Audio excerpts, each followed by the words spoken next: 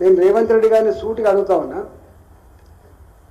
ఆనాడు నువ్వు మాట్లాడిన మాటలు అంటే ఎన్ని అడుగాలుగా తొక్కి అధికారమే పరమావధిగా హామీలు ఇచ్చి నువ్వు వచ్చినటువంటి విషయం ఇలా ప్రజలకు అర్థమైపోయింది, సర్పంచులకు స్థానిక సంస్థలకు కూడా అర్థమైంది. కానీ నేను డిమాండ్ చేస్తా ఉన్నా ఈ వేదిక నుంచి, తక్షణమే గ్రామ పంచాయతీలకు ఎన్ని నిధులైతే బాకున్నారో వాటిని అన్నిటి కూడా చెల్లించమని చెప్పి నేను డిమాండ్ చేస్తా ఉన్నాను.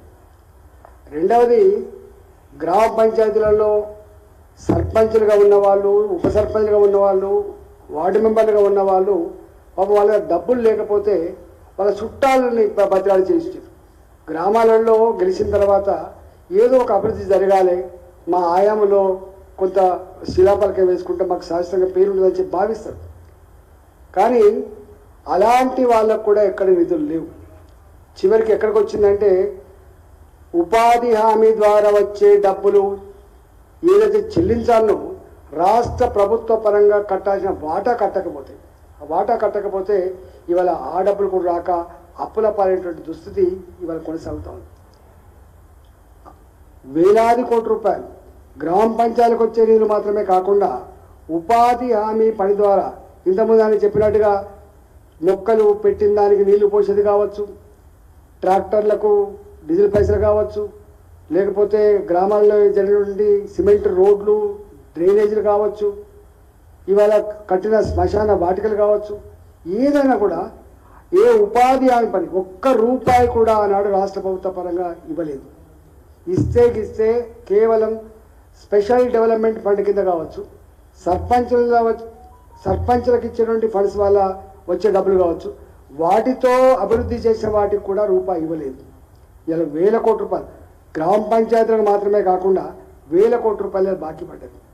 గ్రామాల్లో ఎక్కడ ఇన్కమ్ లేదు. ఇంతకుముందు గతంలో ఎవరైనా భూమి రిజిస్ట్రేషన్ చేసుకుంటే గ్రామాలకు వచ్చే వాటా వస్తుండే, ఇళ్ళ రిజిస్ట్రేషన్ చేసుకుంటే గ్రామాలకు వచ్చే వాటా వస్తుండే. ఇవాళ ఆడేమన్నా మినరల్ డెవలప్మెంట్ ఫండ్ అని వస్తుండే, లేకపోతే సెస్ ఫండ్ అని వస్తుండే. ఏది ఒక్క కేసీఆర్ గారు ఒక సింగిల్ పైసా కూడా లేకుండా కేవలం 15th ఫైనాన్స్ కమిషన్ నిధులకి మేము వాళ్ళు ఎంత ఇస్తారో అంత మేము జమ చేయిస్తామని చెప్పి మాట ఇచ్చిండు.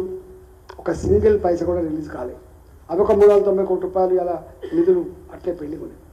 కాబట్టి రేవంత్ గారు ఏం చెప్పినారు? రేవంత్ రెడ్డి గారు, మీరు సర్పంచులారా, ఎంపీటీసీలారా, మీరు వార్డు మెంబర్ల పార్టీలను కూడా పక్కకు పెట్టి ఎక్కడికక్కడ నిలదీయండి, అడ్డుకోండి. ప్రభుత్వ నిధులు కూడా గ్రామాలలో ఉండేటువంటి పాలక మండలకు సకాలంలో ఎన్నికలు జరిగితేనే అక్కడి నుంచి నిధులు వస్తాయి.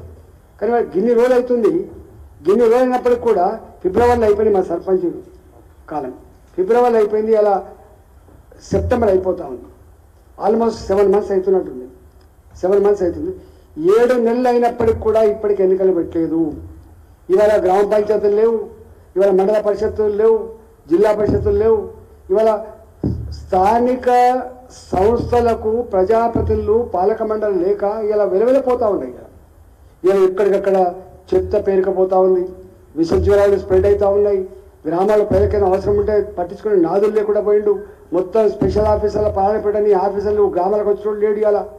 ఇలా గ్రామాలు వల్లకాడుగా మార్చిన చరిత్ర పేనెమ్మించలు పూలపడ్డాయి.